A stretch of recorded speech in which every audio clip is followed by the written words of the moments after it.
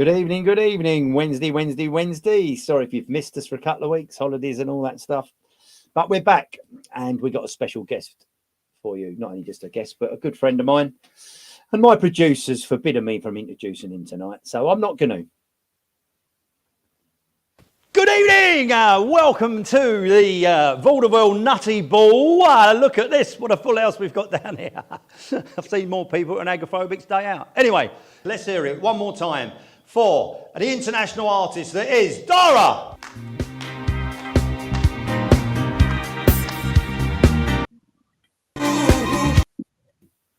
Nice bit of editing there, mate. Yeah, that was a good bit of editing, wasn't it? Wow, what a little afternoon that was, or morning, wasn't it? Morning, but we'll come back to that later. So here we are. Dar.Ra, thank you for coming on. Absolutely. There you are, tucked away in your wonderful establishment in the heart of Sussex. Always a pleasure to hang out with you, Adrian. So what started all this journey then? Time we've spent together. I never asked you that. No. Getting into music, really. I guess started it. It's funny. Not having any work, really, I suppose. You know what I mean? And anything else. Sounds like me. Sort of deciding that kind of like working in a factory probably wasn't going to be the most fun in the world. I was. Do you remember back in the day they used to have YTSs? Yes. Like, there was these you sort of like had to do like kind of 40 hours. I think it was 35 hours a week for like 25 quid or something. And the idea was basically that you got some sort of apprenticeship out of it. Do you know what I mean? But it was just like slave labor, really. It might as well be stick you up a chimney or something. But anyway, I went on a YTS scheme when I was about I don't know, it must have been 16, early, just as I left school, and I wanted to do some electronic servicing and stuff like that. And they ended up banging me in a factory soldering, and I was just sitting there staring out the window, going, "Is this it? Is this it?" Like looking at sort of soldering, and I just thought, you know what do I like doing? And I was like, well, music's always been a thing that I've always been into. Do you know what I mean? And I just thought, I'm going to sort of give it a go. So I grew up in Brighton. We moved down from London when I was kind of young, and I grew up in Brighton. There was two bands looking for. They've got two reggae bands, and one was looking for a drummer and one was looking for a singer, and I went for the drummer, and I got posthumously booted out of the sort of studio because I just couldn't do the one drop thing. I mean, I could, but it wasn't obviously up for their kind of tip. And then I thought that was, obviously devastated. Went back in the factory, thought, now what am I going to do? So I thought, well, I'll go for this other kind of audition as a singer. And I thought this time I'm going to proper go hard. Do you know what I mean? And I went in there and did my little gusto, and I got it. And then the one drop for us. The one drop, it's like a reggae rhythm, and it's like you hear, if you listen to sort of any reggae track, it's called a one drop, and it's just a and that's your kind of reggae one drop. Do you know what I mean? And anyway, so I got this job as a vocalist in a band called Bass Culture, and we went on, and literally from that moment onwards, we were sort of on tour. We were just kind of, and then doing all the support slots in Brighton, in places like the Top Rank Suite, which was like 2,000 capacity, and getting paid. And I thought, well, this is better. This is more of a YTS, isn't it? Better than a sort of government YTS.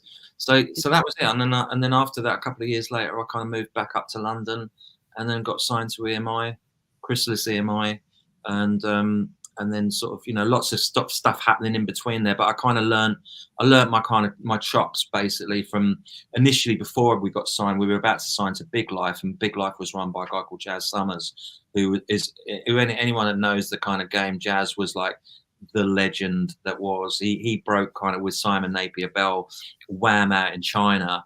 That he was just an absolute maverick. At that point, he had Lisa Stansfield, and he was going out to the States with Lisa. But before that, Jazz put us in a studio with a guy called Paul Waller, and I was just amazed by this guy, because him and the guy called Chris Woods were doing like the brand new heavies and all these kind of people. Jamiroquai, I think he was doing Jamiroquai. He was doing that Misha Paris, and it was just amazing being in the studio with this guy who could just, he could just go for like 17. They bang you in a studio. You've been there for 17 hours, like just like never see the light. Do you know what I mean? And at least it stands for you. Stands for the album, just wasn't it? I mean, she was every. But that album, I'm Every Woman, and it's no, it's not. I'm All Woman, and it's a picture of Lisa had gone from being that kind of like.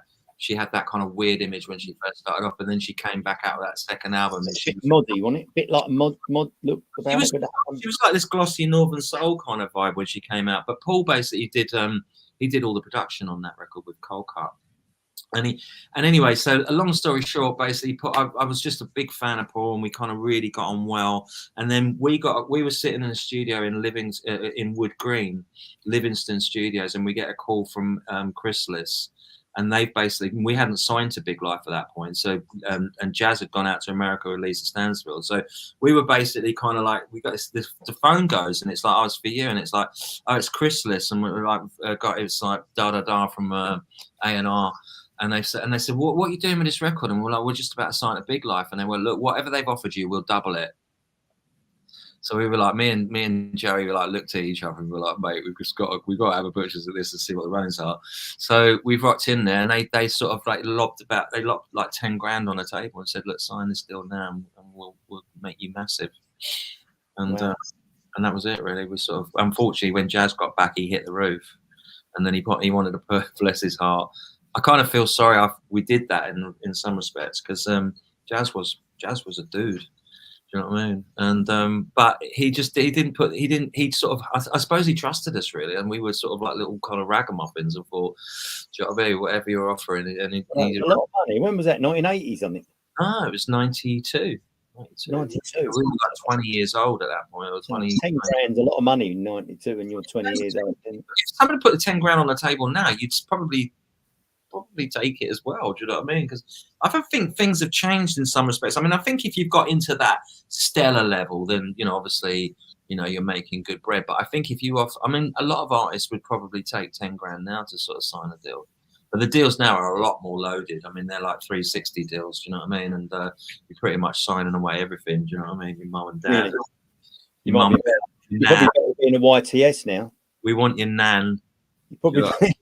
It's like the old break of the YTS. In case you can't go out on tour, we want your nan to basically back you up. Do you know what I mean? And she's got to sign the deal as well. No, I mean, the thing of the 360 thing is basically they want everything. So they want your publishing, they want your streaming rights, they want anything that comes from your merchandising, and they certainly want a chunk of your touring as well. And that was always separate. You always did. You never sort of signed a record deal and a publishing deal with the same company, because they would always have you wanted sort of like separate entities that could kind of fight against each other and do the best for you. Do you know what I mean? But that's all sort of changed really. But I mean, you're lucky if you could get a deal these days, really, to be fair, because labels are kind of they're stuttering on the way out, really. I think, to be fair, I think in 10 years time, I think you'll only have maybe 2 or 3 kind of majors that have got what they call legacy catalogs. And Sony just got hold of Michael Jackson's catalog, man, after he expressly said that they didn't want him to have it, but they've basically managed to get hold of his catalog. So, you know what I mean? The record companies, I can't think how that happened. I mean, it's just thing is, when you sign these things, you know what I mean? You're young, you don't really sort of like see the implications that are coming down the road. But the thing is, once you sign, they are like the mafia. You never get away from them, do you? I mean, this is the thing. This is why Prince and all those characters basically had a bit of a, you know, had a moment of rebellion, but they didn't win. You know what I'm saying? George Michael didn't win that case. No one wins. That's the thing, because you've got the wonderful establishment behind these legal cases, and they won't let you win, unfortunately, because you're just a little person. I mean, reminds me of that you saying about the YTS. It's probably a bit of a naughty one, this one, but reminding me of the YTS lad working in the mortuary. All right. His boss said, right, I'm going to lunch now. So he told him what to do. And when he came back, he said, how'd you get on? Have you done all that? He said, yes. He said, any questions? He said, yes. He said, you see that woman over there? He said, what's that little prawn thing between her legs? He said, that's not a prawn. He said, that's a clitoris. He said, what? I said, it tastes like a prawn. Anyway, sorry, carry on. And the producer's probably got his hands in his head now, by the way. You moved tonight. Anyway. If my YTS had been like that, I probably would have stayed. There'll be the line of the night. Sorry, I'm being naughty. Yeah. Anyway, so let's talk about your music. So you do blend various genres together, don't you? I mean, how does that is that something you've always done, or is that something is that all part of trying to find a new sort of, something like going from, say, like, I don't know, rave music, rock and roll to soul and such? I think that's a very fine question, young man. Young man, who used to do that, young man? That was your mate, wasn't it? That was Keir's mate, wasn't it? Listen, it was basically, I tell you, I think it's fear. I think I'm petrified of kind of getting stuck in a little kind of loop, and so I'm always kind of thinking of what can I do that's kind of slightly different, and it's kind of cool, but actually it's probably gone against me as well. I mean, the weird sort of caveat to the story is, like, so I work with Paul, and I've just literally hooked back up with Paul, and he's just been amazing. He's come in, he's done a bit, he's actually mixed half an album's worth of material, and he's amazing because, as I say, his track record, he did like Eric Clapton and BB King's Riding with the King. His track record's just ridiculously. Maybe you're just maybe you're just at that top of that loop, and it's your turn to have a little throw of the dice. I think, but what Paul was saying to me recently, because we've been sort of catching up over 25 years of kind of not hanging out, and so we've been sort of like 2 o'clock in the morning, been sort of talking on the WhatsApp appsy, and just kind of go, oh mate, I remember that, and have you met him, and have you seen him recently, and what's he doing, and is that studio still about, and blah blah blah, and one of the things he sort of said to me is, he said, your problem though, don't you? And I was like, what's that? He said, because you keep jumping about all the time. 1 minute you're doing this, and 1 minute you're doing that, and people want a consistency in their sound. So so that's kind of, it kind of like, I'm being told off. We'll have a drink to that. I've got me little ginger here. I'm being told off, mate. I've got a brandy here. Oh, you've got a brandy. All right. Cheers. Anyway, thank you for coming on. If anyone's wondering, this is me Lidl's ginger. This is me Lidl's ginger shots. 5 shots. I think they're $2.99 a bottle, so I can recommend it. And if you don't go to Lidl's, you should, because have you tried the meatballs? Well, you should do, because they're the dog's bollocks. But anyway, sorry, carry on. I'm vegetarian, so none of that works for me. I know, so it reminds me, I've sent you a menu today. You need to you need to report back and tell them what you want for dinner. Anyway, but that's moving on. All right, so yes. And so walk us through your creative program, and you're in your little Centum Centurium there, aren't you? That is the place. The inner sanctum. Where it all happens. Somewhere, I believe, between there, mowing the lawn and sorting out the horses, is where the creativity all ferments, and then you kind of come back about mid-morning and start grafting into the early hours of the morning, trying to make the next Lisa Stansford album or whatever you're trying to do. But yeah. The creative process is it comes from a little seed, doesn't it? You hear something in your head and you're like, oh, hello, what's that? And you sort of start exploring it down the road, and then it sort of develops, and then it just becomes obsessionary. It's like, it's like a scratch that you just can't itch until you kind of manage to get it finished. Or it's never. Do you think over the years when you've actually, because how many number ones you've had? I've had number one dance records. I've had top 40s. I've had top 40 in Australia, top 40 just outside top 40 here with Reach Out. But we've had number 1 dance records along the way. So it's just one of those things, really, that you kind of, it's in your system until you can get it out, and then somebody's got to sort of, if you've not got a record label breathing down your throat to sort of go, look, we want this delivered by blah blah blah, then you've got to have sort of someone there to sort of go, are you going to finish this at some point? Do you know what I mean? Otherwise it just goes on and on. Do you think that's some sort of writers have probably got sort of 10 writers and 14, you know what I mean? It's a bit like certain. I think it's different now, isn't it?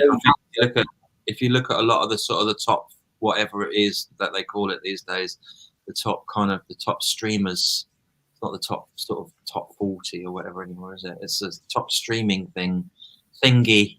I think they've all got so many writers. I don't know how the publishers must be tearing their hair out in terms of accounting to all these different kind of, you know. I mean, certain top comedians will have sort of 7, 8, 10 writers writing gags for them and their material for them, especially if they've got a television program where they've got to keep on dishing out that fresh material. I mean, to me, as a dyslexic Annie, let's be honest. So yeah, so that would be look at you, brandy in one hand. What's got in the other hand? So I've got funny enough, I've got this is Jamaican ginger. Jamaican ginger. See that? I've got me Liddles, and he has to get his Jamaican ginger out there. This is like fire water. I mean, I love my ginger, as you know. When you've come over, I have me ginger tea, don't I? I have me ginger tea, I must say. I've sat there on a many a winter morning having my ginger tea. The old cockles, but this is a friend of mine sort of recommended this Jamaican proper. It's a small bottle, but it's literally just fire water, and you just put you put about that much in a glass, and then the rest is either whatever you top it up with a bit of water or a bit of lemonade in it. It's just it's really good for the old larynx. So yeah, so I'm on that as well as a little sip of brandy just to kind of warm the cockles, because it's starting to get a little bit chilly now, isn't it? I nearly put my winter drawers on this morning. Did you really? There you go. So we've had to talk about your creative processes, and of course, the little birdie. Have you got a team that help you get dressed in the morning? I've got a team that help me get undressed. That swines. And so let's have a look. I think we've got a little clip of your latest creation, which we'll let the viewers in. That was a little intro, wasn't it, at the beginning there for a laugh? Yeah, Nigel, our wonderful producer. Round of applause for Nigel. Works very hard for these good lady behind the scenes. Thank you. We go, we flow out into this world. We rise, we fly. Density blows my mind. Demons hide deep inside every corner of the room. Even though I'm rising high, I feel they got their eyes on you. Tell me, is there a girl out there for jealousy? 'Cause I just can't stop it rushing through my veins anymore. Tell me, is there a girl out there for me? I just feel I'm pushing further away. Is there a cure for jealousy? Is there a cure for jealousy?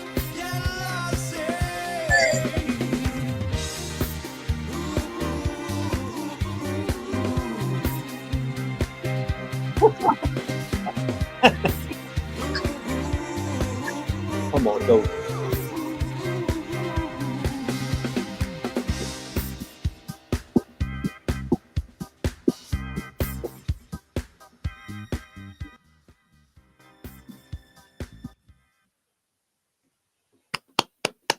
There you go. That's out on Kusha Records. Is that right? Kusha Deep Records, yeah. It's not actually out yet. We're sort of still pondering at the moment, sort of. So I've just had a little I've had a little exclusive, have I? Yeah, well, I mean, the video's kind of we did the video, didn't we? A little while. What was it? Last month, wasn't it? And, Yeah. So yeah, I've just been sort of getting a bit what they call floating it, just to see what the vibe's like, see what the response is. But I like the chorus, to be honest. I do love the chorus. I like the chorus. The chorus is inspiring. Is the there blonde in the front row weren't bad either. Well, no, it was all part of it, wasn't it? That's right. But is there a cure for jealousy? Because when it gets you, right? And very good point. And so that's quite what interesting experiences of that over my career. I feel that. Do you know what? That funny enough, that got inspired by basically me DJing one night, and somebody was hitting on Joe, and I could see it sort of going on, and I just thought, you know, you get that feeling, you just think, oh, I'm gonna punch that guy straight in the head. I'm gonna put a long mix on. I'm gonna come down and sort of, you know, mix his head into the wall because do you know what I mean? Like, No, I'm not exactly what you know. I get it. Yeah. I'm not a violent guy. I'm all about the love. Do you know what I mean? But when someone's stepping on your parade, it's just really difficult to kind of sometimes keep your cool. And I think it's the art of actually trying to keep your cool, which makes you, you know, able to sort of navigate those moments of kind of where you could just lose the plot. And you know, so yeah, I was able to navigate and just kind of like deal with it. Because actually, I think if you trust someone, and I do trust kind of Jo because she's a solid girl, but well, she's like Millwall, isn't she? So you don't really, you can drop her anywhere in the world. You know? You're just gonna kind of, would you look at that? That's her on a happy day. You know what I mean? We went to Anfield, like, and she's just like, oh, I was like, please shut up. Do you know what I mean? You're gonna get us battered here. Do you know what I mean? I'm going to save you now before you dig hole for yourself. You've got to go back into your establishment in a minute, and you'll get sacked. Yeah. But no, as you can see on the screen, please subscribe to our channel. That'd be great help if you could do that. Don't be lazy. Subscribe to the most amazing comedy channel in the whole universe. Get yourself. I like that. That was good. I wish I hadn't said anything. Now, can you do it again? Subscribe to the greatest channel that has ever been created by a human being. All beings of that matter. We aim to please in all ways and reach the old parts that other comedians just don't even know exist. Yeah, we was heading up to 100,000 views, and then I said to Nigel, I said, when we getting to 200,000? And he said, no, he said it resets every year. You have to start again. You got to step up, mate. Do you know what I mean? We're just heading up, you know. So if you want to help us get up there, we're about 200 subscribers, so we're kind of heading that way. Well, I mean, I think it's a good thing. I think the more, you know, the more we kind of go into this age of kind of madness, I think comedy is still, it's the last bastion of hope, isn't it? I mean, I think once that's kind of gone, that you can't laugh. What are you going to do in the trenches? I've tried, but I'll tell you what's interesting is I think it's making a comeback, you know, this traditional comedy. It is actually making a comeback because the guys that, you know, I've tried to sort of step away from the naughty thing. You wouldn't think so tonight, but anyway, there you go. I've got a couple of good friends of mine, Gary Roundtree, who we'll probably have on here in a couple of weeks, and Russell Hall. Naughty though. I mean, I don't know how you can say that you do. What do you do that's not naughty? Well, I'm sure you'll, you know, come and I've actually got a couple of naughty shows that people have actually booked, so I'll kidnap you to them, and you can come and see that firsthand. But anyway, yeah. So, but I mean, what's interesting about that is that they've gone completely. You know, one does a Chubby Brown tribute, and the other one does his brutal bingo, and they are so over there. Time, isn't he, old chap Roy? Right. Yeah. Well, I've met him. You know what? He's politest man you'll ever meet. He never swears. If someone swore in front of everybody, he'd be the first to tell them off. You know, people, and this is where people get confused. It's an act. It's you know, you don't dance around your living room singing your number one hit before you go to bed at night, and he don't run around in that outfit swearing at his missus. Do you know what I mean? But people tend to forget that it's a choice of genre, just like there's different music that we're talking about today. I do sing that record before I go to bed, by the way. Actually, just it helps relax me. Do you know what I mean? So yeah, I do. I sing around. I literally go. I parade around the bedroom. For about, you'd be telling us you dive off the wardrobe next. In my komodo, my fresh komodo from Japan. And I sing a load of lullabies. You know what I mean? All that I've written over the past with my own hand. And seriously, as an independent artist, how do you actually navigate the challenges of the music industry? I mean, you've touched on a bit of them early days when you're signing the contracts, but I mean, now it's just you've got Spotify. I mean, there's so many. Sounds like a teenage problem, doesn't it? Spotify. Yeah. It's like the kid that turned up and he had a, you know, and. Yeah. Anyway, Spotify. £5 a head to get in, and it cost him £1,500. You know, it is about kind of helpful as acne, though. Really, to be fair. About as helpful as Acne Spotify, because they don't tend to pay you very much, Adrian. They don't pay you much money, unfortunately, unless you've got like 50 billion sort of streams. You don't get tuppenny. You don't get tuppenny eightney. I'm in the middle of helping someone publish a book, and once again, there's as many different systems out there to do that as what there is in the music industry. I think it's quite I think difficult to navigate, really. Publishing books is probably probably got more chance of getting paid, really. I mean, I've got 2 books out with Amazon, which have both done kind of relatively well. But yeah, you know, it's unfortunately, music's probably been the front line of the internet kind of like war, as it were. And I think it was a very early casualty, and really and truly sort of no one was there to really protect it, to sort of stand up and sort of go. Like if you were running into HMV at the bottom of Oxford Street and just running out with records, you know what I mean? People would have sort of said, hang on a minute, you know, you're stealing music. But like when Napster sort of rocked up in 99, 2000, you know, no one did anything about it. And it just got out of control. And I think because record companies have been so brutal in charging people £15 for a CD, which was utterly ridiculous. And the thing is that the artists were seeing kind of maybe every CD that they sold, they were probably seeing maybe I don't know, 3 or 4 pence a CD or something. So the record then. Yeah. So even though they're complaining about Spotify now, it was as bad then. Is that what you're saying? Yeah, but the thing is, you were selling more. You were selling hard copies, so you did get paid. But the record companies were taking probably sort of 80.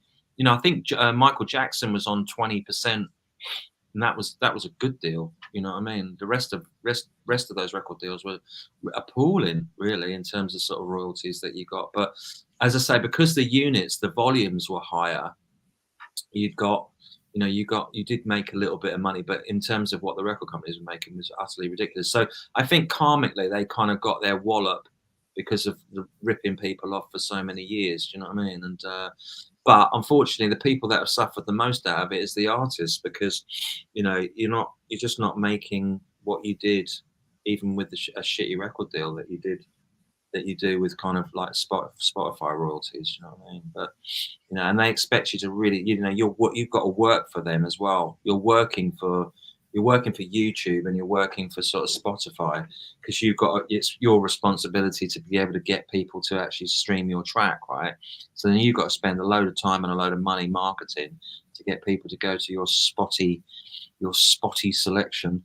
And hopefully they sort of stream it, like, you know, but I think only a million plays is something like 15 grand or something like that. Do you know what I mean? So it's not great, you know what I mean? But what else are you going to do?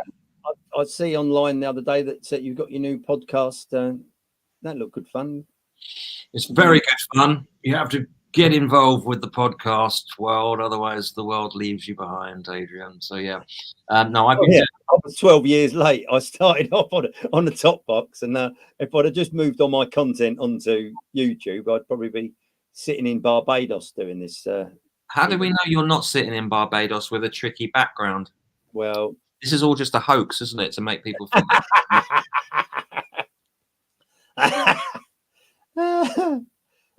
So who is it then? How did it come about? Patriotic background going on there, but really you're in Jamaica, aren't you? You know you're in Jamaica, aren't you? You've got a hammock out the back there with a big bottle of rum. I think I would have. I wouldn't have had me ginger, would I? Well, you're choking me now. That's your morning drink, isn't it? That's the wean off the hangover. But yeah, so yeah, so the music industry is a tricky old game, really. But you know, you do it not because you're going to get paid fortunes, but you do it because you're just a mad lunatic and you can't do anything else. Do you know what I'm saying? Because that's what you get. That's right. I mean, most musicians, artists, kind of like, it's just an obsession. It's like, I don't know. It's probably like being into golf, maybe. I don't know. Do you play golf? Do you know what? I deliberately didn't play golf, which was probably a silly thing. I didn't do photography, and I didn't do golf. I didn't do photography because I didn't want to tread on my brother's toes. You didn't want to take the golfers either. I think, and the golf, I was very much aware that years ago that these people that went and done golf, it was almost as if the golf took over their lives, and then their businesses suffered as a result of it. So I kind of steered away from golf. But of course, now there's the Comedians Golf Society, there's the Vaudeville Golf Very Society. slow golf. You The know, ambition. yeah. So once upon a maybe time, maybe I should have done golf. Do you know what I mean? But I haven't. CEO of a top business, and then I got into golf, and I just ruined everything. And now I've got nothing but a golf club. The last time I went once, and there was a couple on the number 1 hole, couple of old boys, and a funeral procession went by, and one of them took his top hat off, and he just stood there, bowed his head, and the procession went by, and his mate said to him, he said, "Do you know, Charlie?" He said, "That's the most touching thing I've ever seen you do." He said, "Well," he said, "we've been married for 50 years." He said, "I thought it was the least I could do." And Chivalry is not dead in that story. I'll tell you to laugh when I get to the funny bits or not. That's a beauty. Nigel thought it was funny. Tonight, my friend, dropping like. Well, it's supposed to be a comedy channel, so I thought we better muck about a little bit, otherwise it. Do you know? It's not the new. Even though we've got the old ticker tacky thing going on, it's not. Good, isn't it? That I'm getting quite into it. Yeah. It's hypnotic, isn't it? It's like ooh. Kusha Deep Records on YouTube. Breaking news. There you go. Look, that background's changed. So yeah, no, it's an ever changing world, but the comedy world's an interesting playing field as well, isn't it? Really, because and that's been, as I say, we're talking about Roy Chubby and all the rest of it, and that you know he's sort of having a bit. I mean, I bet you he must think, what is going on?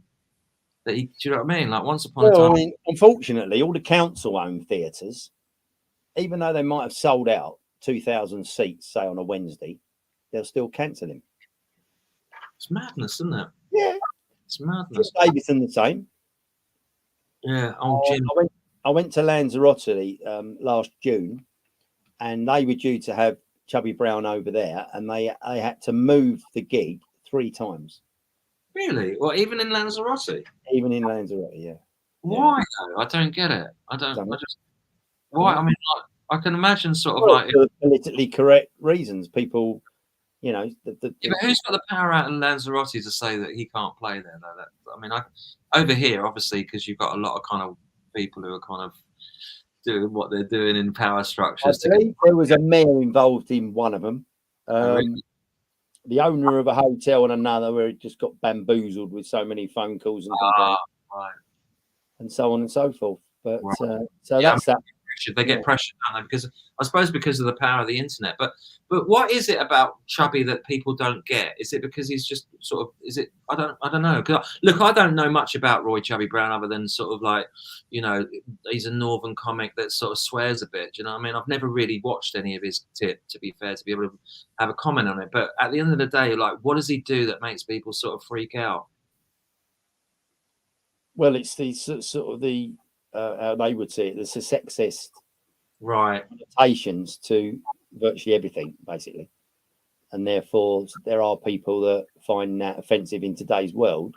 Yeah. But there are also 2,000 people on a Wednesday night in Southend that think it's a great idea. So, you know, this is the problem. It's why? The fact that people can't have a choice that's wrong, really. That's what I'm saying. Is like, if you're offended by it, then why would you kind of want to kind of do anything? Why would you be interested in it? Why would you be kind of like saying to those 2,000 people on a Wednesday night that just because I don't dig it, that you can't dig it? Do you know what I mean? Like, it's a bit of I don't know why.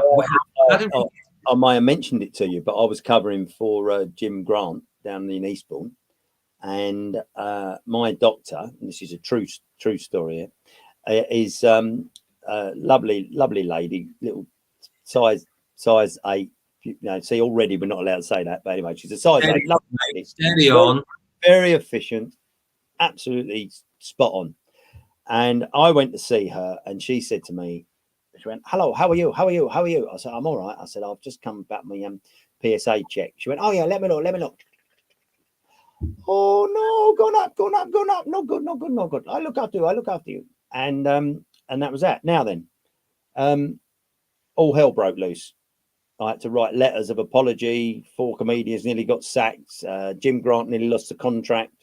Absolutely crazy. So, really? I'm not saying that I'm don't know what the word is, but I've since done that isn't the joke. It goes into the joke from there. But all I would add to that is that I've done it in Australia, Los Angeles Comedy Festival, just about every gig that I do, just out of principle, because people find it hilarious. But here's the thing. The actual story of the prostate and people going and getting their PSA checked, I've had several occasions so far, and I was only talking about the one. There was a gentleman in an event that I was in, and he was a black man, and before everybody starts jumping up and down about that, the Afro-Caribbean men are around about, I think it's something like 20 to 30% more likely to get prostate cancer than the Caucasian man. Anyway, the point is, I've done the joke, and even prostate's racist. Well, there you go. Anyway, it transpired that this guy contacted me. Well, first of all, he came up to me and he said, "Oh, was you being serious?" I said, "Absolutely, 100%." And then I gave him my card, and he contacted me a couple of weeks later to thank me that he'd been and had his PSA checked and he was in serious trouble. And there's no doubt about it. He thanked me. He said, "You've saved my life. Thank you so much. Thank you." So here's this, where's the balance in all of this, and how, and is it right that, I mean, if I was talking about my doctor in some nasty way, in the sense that she was, bad at her job, that all Chinese doctors are not good or something of that nature, I could understand people, being a little bit offended. But I've asked her what I've done. She laughed when I sort of done an impersonation of her. I've been in my local Chinese restaurant and asked them. Was it the impersonation that people got offended about? Yeah, that was what I was offended about. Yeah, the impersonation. What was it? Really bad impersonation? Thing is, though, there he is. Right, hey, we love you, Chubby. We love you. Beautiful man. Beautiful man. The great Rye Chubby Brown. I'd have known we were going to talk about it. I'd have got Nigel to put a picture of me and him up at the variety award we were both at, and that was nice. I mean, I think it's just worrying because we're all into this self-censorship now, aren't we? So we can't really sort of like, I don't know. The thing is, it's a balance, isn't it? You've got to be kind of cool and be respectful of other people, of wherever they're from, this, that, and the other. But at the same time, we've got to be able to have a bit of a giggle and a bit of a laugh. But I guess you've got to go, at whose expense? I don't know. It's a very tricky one, because on one side, it's like both arguments have got a point, but it's like, when do you draw the line of like I think what got us through crisis after crisis was the fact that we could all laugh at ourselves. Yeah, but you see, there again, I was at the I'm flexing now, but I was at the Comedy Store in Hollywood. Flexing. And I should think about, I don't know, I think there was about 6 or 8 comedians, and certainly 3 of them were talking about paedophilia. Ouch. Come to that.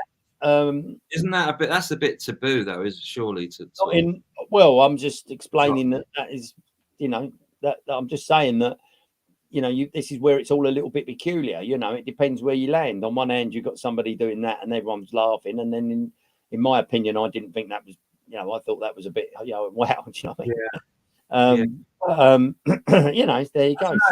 I think the whole kind of like rules and regulations, I think somebody needs to get down and sort of write what it is that we, have the kind of the handbook, the woke handbook. Have we had a handbook for the last 50 years? I mean, you could take. I think that people need to know, like, who's the authority on this, and what are the rules? Whoever laughs on the night in the audience. You know what I mean? I think that's really. They're crying with laughter. If there's anything that comes out of this conversation, it's actually to talk to anybody that's offended by these sort of things, to say, look, can you do us a favor and just write down what is right and what isn't right in your eyes, and then at least we've got a guideline. Because I think that there's things you kind of want to say that other people could probably say. I mean, there's a black comedian that called that. My sister went to see him. Reginald something or other. He's a funny guy, but he's ripping sort of like race on one side and kind of getting away with it. Do you know what I'm saying? Yeah. But he can do it on the other side. I can say, and I say this tongue in cheek, and this is an in gag that no one's going to know about, but it just the best way I can describe it to you. It's a little bit like being at a vegan day and saying that you like milk in your coffee. Yeah, that was the reaction is what that was what it's like for me when I done the Chinese accent. That me putting my foot right in my mouth. Yeah, really. I sort of. Do you know? I was just trying to sort of like get the crowd on side at that point. Do you know what I mean? And I just went about it in complete. You know what I mean? And it just went from. Luckily, we kind of pulled it off in the end. But yeah, I've never been DJing.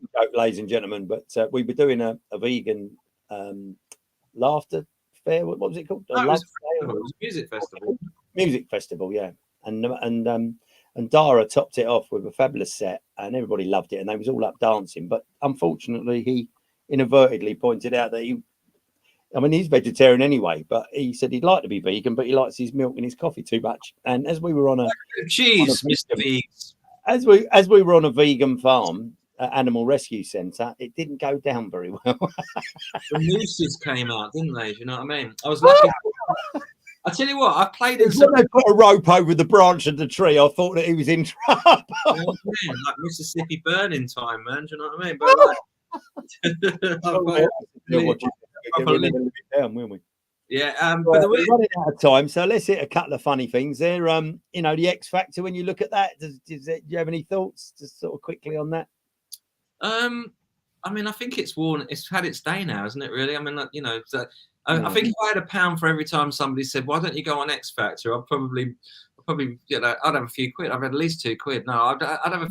People seem to think that was a thing for a while, to sort of, if your career was kind of going down the pan, that X Factor was the only way that you could move forward. But I think that really destroyed a lot in terms of sort of people's respect for sort of music. I think the onset of kind of Napster, the internet, Simon Cowell, people just basically kind of like, thinking that music is kind of just a throwaway thing, I think has kind of led to the demise of what, the respect that kind of music kind of gets these days, really. Do you know what I'm saying? And then before we play you out with your great hit that you're about to launch, do you have any regrets? Any regrets in your music industry that you think you can? Do I have any regrets? Probably not making £1 million. Any regrets? Not really. I mean, other than just sort of like maybe answering the phone a bit more. Dear, I can't believe you said that. That was a loaded gun, that was, wasn't it? That person on the phone with a £500,000 deal and you don't bother answering the phone, that's probably my biggest regret, not having a phone that rings properly. Dar.Ra, I've had great fun with you over the last 10 to 15 years, and I know we're going to have more fun moving forward. So I thank you for coming on, and then we're going to leave you with your amazing single. And you just I'd like to say to everybody who's been tuning in so far, you're absolutely lovely. If you've offended anybody, I'm terribly, very sorry. We'll drink to that. And there you go. Kusha Records going along the bottom there. Go and find out a little bit about Dar.Ra.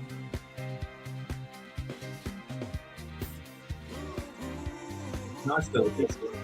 It was a bit frightening on a dark night. Come out.